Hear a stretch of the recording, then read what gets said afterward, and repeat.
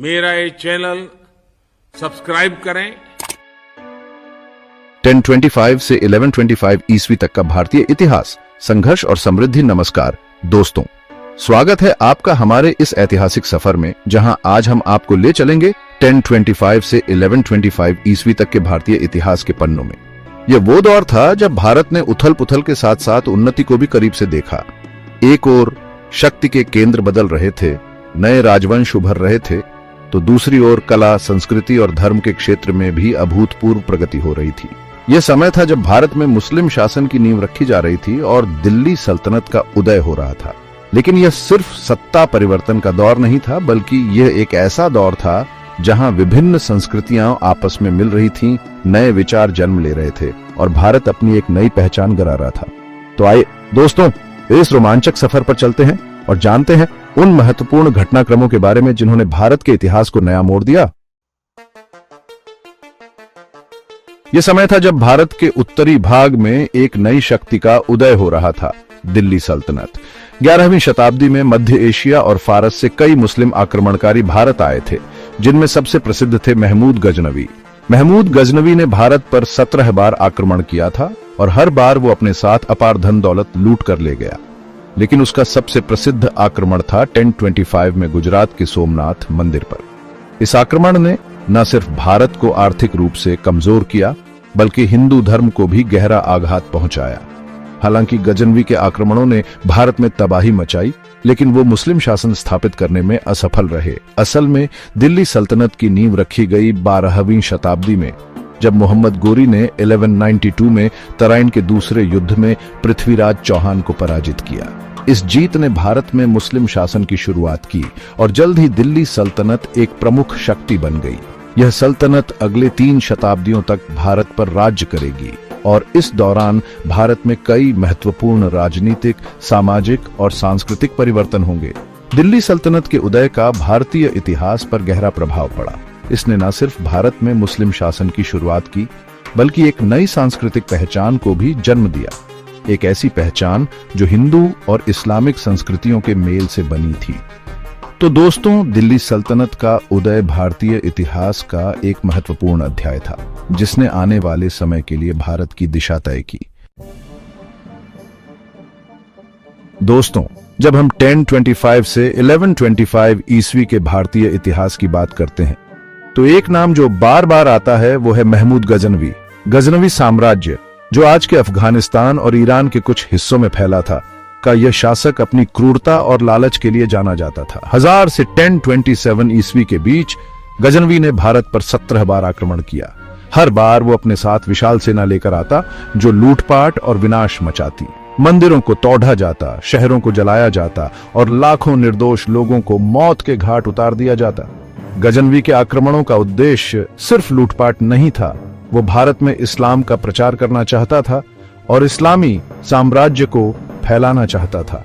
उसने कई मंदिरों को तोड़कर वहां मस्जिदें बनवाईं और लोगों को जबरन इस्लाम धर्म कबूल करने के लिए मजबूर किया। हालांकि गजनवी के आक्रमणों ने भारत को बहुत नुकसान पहुंचाया, लेकिन साथ ही साथ इन आक्रमणों ने भारत और मध्य एशिया के बीच सांस्कृतिक आदान प्रदान का रास्ता भी खोला। भारतीय कला, विज्ञान और साहित्य मध्य एशिया में फैले और वहां के लोगों ने भारतीय संस्कृति को अपनाया। गजनवी खुद भी एक विद्वान था और उसने कई भारतीय विद्वानों और कलाकारों को अपने दरबार में आश्रय दिया था। उनमें से एक थे प्रसिद्ध विद्वान अल-बेरूनी, जिन्होंने भारत के इतिहास, संस्कृति और विज्ञान पर कई किताबें लिखी। तो दोस्तों, महमूद गजनवी का चरित्र विरोधाभासी है। एक तरफ वो एक क्रूर आक्रमणकारी था जिसने भारत में तबाही मचाई, तो दूसरी तरफ वो एक विद्वान और कला प्रेमी भी था, जिसने अनजाने में ही भारत और मध्य एशिया के बीच सांस्कृतिक आदान प्रदान को बढ़ावा दिया। जब उत्तर भारत में गजनवी के आक्रमणों से उथल पुथल मची हुई थी, तब दक्षिण भारत में एक शक्तिशाली साम्राज्य का उदय हो रहा था, चोल साम्राज्य। और इस साम्राज्य का नेतृत्व कर रहे थे राजा राजेंद्र चोल प्रथम, जिन्हें इतिहास में गंगईकोंड चोल के नाम से भी जाना जाता है। राजा राजेंद्र चोल प्रथम न सिर्फ एक महान योद्धा थे, बल्कि एक दूरदर्शी शासक और कला प्रेमी भी थे। उनके शासनकाल में चोल साम्राज्य अपनी शक्ति और समृद्धि के चरम पर पहुंच गया था। उन्होंने अपने साम्राज्य का विस्तार श्रीलंका से लेकर दक्षिण पूर्व एशिया तक किया और चोल साम्राज्य को एक समुद्री शक्ति बना दिया। राजा राजेंद्र की सबसे बड़ी उपलब्धि थी श्रीलंका के शक्तिशाली राजा महिंदा पंचम को हराना। उन्होंने श्रीलंका के उत्तरी भाग पर कब्जा कर लिया और वहां चोल साम्राज्य का शासन स्थापित किया। राजेंद्र चोल ने अपनी नौसेना का इस्तेमाल दक्षिण पूर्व एशिया के देशों पर भी आक्रमण करने के लिए किया। उन्होंने श्रीविजय साम्राज्य, जो आज के इंडोनेशिया में स्थित था, पर भी आक्रमण किया और वहां से भारी मात्रा में धन दौलत लूटी। राजेंद्र चोल प्रथम ने अपनी राजधानी गंगैकोंडचोलपुरम में भव्य मंदिरों और इमारतों का निर्माण करवाया। उनका सबसे प्रसिद्ध मंदिर था गंगैकोंडाचोलीश्वरम मंदिर, जो भगवान शिव को समर्पित था। यह मंदिर चोल वास्तुकला का एक अद्भुत नमूना है और आज भी यह यूनेस्को विश्व धरोहर स्थल का हिस्सा है। राजा राजेंद्र चोल प्रथम का शासनकाल चोल साम्राज्य के लिए स्वर्णिम युग था। उनके नेतृत्व में चोल साम्राज्य न सिर्फ एक शक्तिशाली साम्राज्य बना, बल्कि कला, संस्कृति और व्यापार का भी एक प्रमुख केंद्र बना रहा। चैप्टर 4, राजपूत राज्यों का पतन, एकता की कमी का परिणाम। दोस्तों, 11वीं शताब्दी में जहां दक्षिण भारत में चोल साम्राज्य अपने चरम पर था, वहीं उत्तर भारत में राजपूत राज्यों का पतन हो रहा था। गुप्त साम्राज्य के पतन के बाद उत्तर भारत कई छोटे छोटे राजपूत राज्यों में बंट गया था। इन राज्यों में आपसी एकता और सहयोग का अभाव था और वे अक्सर आपस में ही लड़ाई रहते थे। यह स्थिति गजनवी जैसे विदेशी आक्रमणकारियों के लिए स्वर्णिम अवसर थी। गजनवी ने अपनी क्रूरता और धूर्तता का फायदा उठाते हुए एक एक करके कई राजपूत राज्यों को पराजित कर दिया। राजपूत वीरता और साहस के लिए जाने जाते थे, लेकिन उनकी आपसी फूट ही उनके पतन का कारण बनी। गजनवी के आक्रमणों ने राजपूत राज्यों को कमजोर बना दिया और उन्हें विदेशी शासन के अधीन कर दिया। यह उत्तर भारत के इतिहास में एक दुखद अध्याय था, जिसने आने वाले समय के लिए भारत की दिशा तय की। यदि राजपूत राज्य आपस में मिलकर गजनवी का मुकाबला करते तो शायद इतिहास कुछ और होता, लेकिन उनकी आपसी फूट और अहंकार ने उन्हें तबाह कर दिया और भारत को गुलामी की बेड़ियों में जकड़ डाल दिया। यह कहानी हमें एक महत्वपूर्ण सीख देती है, एकता में ही बल है। जब हम एकजुट होते हैं तो किसी भी चुनौती का सामना कर सकते हैं। लेकिन चैप्टर 5, चंदेल वंश, कला और संस्कृति के संरक्षक। दोस्तों, 10वीं और 11वीं शताब्दी में जब उत्तर भारत राजनीतिक उथल पुथल से गुजर रहा था, तब मध्य भारत में चंदेल वंश ने कला, संस्कृति और वास्तुकला को एक नई दिशा दी। चंदेल वंश ने बुंदेलखंड क्षेत्र, जो आज के मध्य प्रदेश और उत्तर प्रदेश में स्थित है, में अपना शासन स्थापित किया। चंदेल शासक कला और संस्कृति के बड़े संरक्षक थे। उनके शासनकाल में खजुराहो में कई भव्य मंदिरों का निर्माण हुआ, जो अपनी अद्भुत वास्तुकला और कामुक मूर्तियों के लिए विश्व प्रसिद्ध हैं। खजुराहो के मंदिर चंदेल वास्तुकला का शानदार नमूना है। इन मंदिरों को बलुआ पत्थर से बनाया गया है और इनकी दीवारों पर देवी देवताओं, अप्सराओं और आम जीवन की घटनाओं को दर्शाती मूर्तियां उकेरी गई हैं। खजुराहो के मंदिरों को यूनेस्को ने विश्व धरोहर स्थल घोषित किया है। चंदेल शासकों ने अपनी प्रजा के कल्याण के लिए भी कई कार्य किए। उन्होंने सिंचाई व्यवस्था को बेहतर बनाया, तालाबों का निर्माण करवाया और व्यापार को बढ़ावा दिया। उनके शासनकाल में बुंदेलखंड क्षेत्र समृद्ध और खुशहाल था। चंदेल वंश का पतन 12वीं शताब्दी में दिल्ली सल्तनत के उदय के साथ हुआ, लेकिन चंदेलों ने जो कला और संस्कृति की विरासत छोड़ दी, वो आज भी हमें गौरवान्वित करती है। चैप्टर 6, चौहान वंश, पृथ्वीराज चौहान की वीर गाथा। दोस्तों, 12वीं शताब्दी में जब उत्तर भारत पर मुस्लिम आक्रमणकारियों का खतरा मंडरा रहा था, तब दिल्ली और अजमेर पर राज करने वाला चौहान वंश अपनी वीरता और शौर्य के लिए प्रसिद्ध था। चौहान वंश का सबसे प्रतापी शासक था पृथ्वीराज चौहान तृतीय, जिन्हें राय पिथौरा के नाम से भी जाना जाता है। पृथ्वीराज चौहान एक कुशल योद्धा, एक निपुण शासक और एक महान कवि थे। पृथ्वीराज चौहान ने अपनी प्रजा की रक्षा के लिए कई युद्ध लड़े और अपनी वीरता और रणनीति से दुश्मनों को धूल चटा दी। उन्होंने 1177 में हांसी के युद्ध में गौर के शासक मोहम्मद गोरी को हराया था।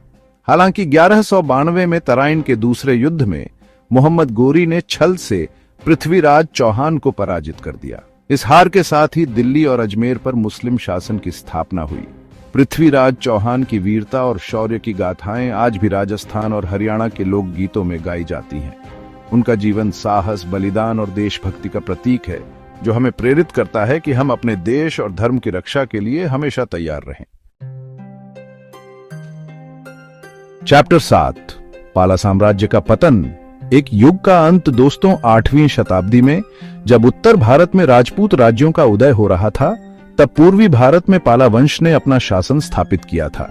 पाला वंश ने बंगाल और बिहार के बड़े हिस्से पर लगभग 3 शताब्दियों तक राज किया। पाला शासक बौद्ध धर्म के अनुयायी थे और उन्होंने अपने शासनकाल में बौद्ध धर्म और संस्कृति को बहुत बढ़ावा दिया।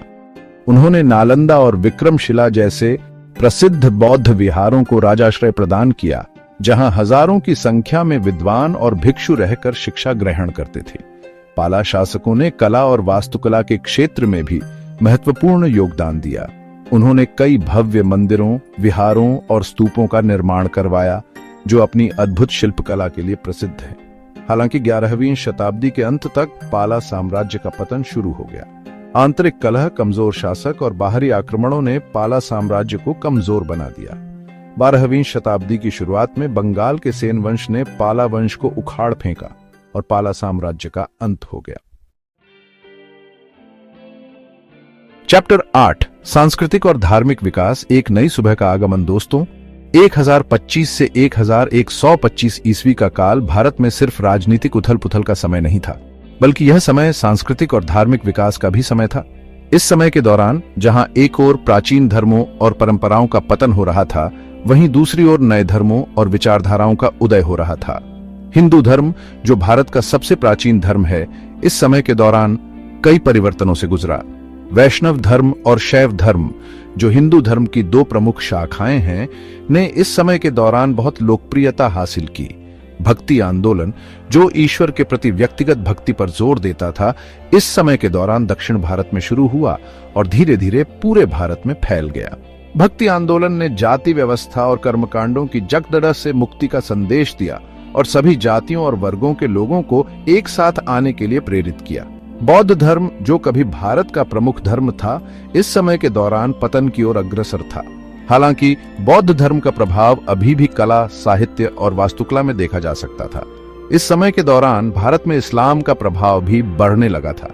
गजनवी के आक्रमणों के बाद कई मुस्लिम व्यापारी और सूफी संत भारत आए और उन्होंने अपनी संस्कृति और विचारों को भारत के लोगों के साथ साझा किया। यह समय कला और वास्तुकला के विकास के लिए भी महत्वपूर्ण था। चोल साम्राज्य ने दक्षिण भारत में कई भव्य मंदिरों का निर्माण करवाया, जबकि चंदेल शासकों ने मध्य भारत में खजुराहो के मंदिरों का निर्माण करवाया, जो अपनी अद्भुत वास्तुकला और कामुक मूर्तियों के लिए विश्व प्रसिद्ध हैं। चैप्टर 9, उत्तर भारत में इस्लामी प्रभाव। एक नए युग की शुरुआत दोस्तों। 11वीं सदी के आते आते उत्तर भारत में एक नया अध्याय जुड़ने वाला था। महमूद गजनवी के आक्रमणों ने जहां एक ओर विनाश और लूटपाट मचाई थी, वहीं दूसरी ओर उन्होंने भारत में इस्लामी संस्कृति और धर्म के प्रवेश का मार्ग भी प्रशस्त किया।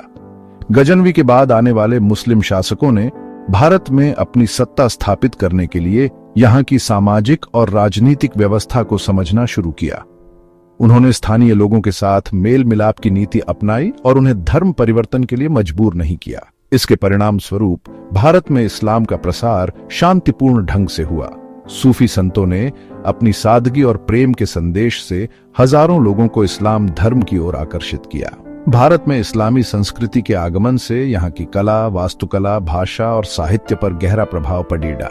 मस्जिदों, मकबरों और इमारतों का निर्माण होने लगा, जिनमें भारतीय और इस्लामी शैलियों का सुंदर समन्वय देखने को मिलता है। उर्दू भाषा का जन्म हिंदी और फारसी भाषाओं के मेल से हुआ, जो आगे चलकर भारत की एक प्रमुख भाषा बनी। इस्लामी शासन के दौरान भारत में न्याय व्यवस्था, शिक्षा प्रणाली और प्रशासनिक ढांचे में भी कई बदलाव हुए। ये काल भारत में एक नए युग की शुरुआत का प्रतीक था, जहां 2 भिन्न संस्कृतियां एक दूसरे से मिलकर एक नई और समृद्ध संस्कृति को जन्म दे रही थीं। आउटरो, विरासत, अतीत से सीख, भविष्य की ओर कदम। तो दोस्तों, यह था 1025 से 1125 ईस्वी तक का भारतीय इतिहास, जिसमें संघर्ष, सांस्कृतिक आदान प्रदान और धार्मिक विकास की महत्वपूर्ण घटनाएं शामिल थीं। इस युग ने भारत को एक नई दिशा दी, जहां नए राजवंशों का उदय हुआ, नए धर्मों का प्रवेश हुआ और एक नई संस्कृति का जन्म हुआ। इस ऐतिहासिक सफर से हमने यह सीखा कि परिवर्तन अनिवार्य है और हमें चुनौतियों का सामना करते हुए अपने अतीत से सीखकर एक बेहतर भविष्य का निर्माण करना चाहिए। हमें अपनी विरासत पर गर्व होना चाहिए और साथ ही हमें एकता, सहिष्णुता और भाईचारे के मूल्यों को अपनाते हुए एक मजबूत और समृद्ध राष्ट्र का निर्माण करना होगा। आपके साथ ये सफर तय करके बहुत अच्छा लगा। उम्मीद है कि आपको ये जानकारी रोचक और ज्ञानवर्धक लगी होगी। धन्यवाद।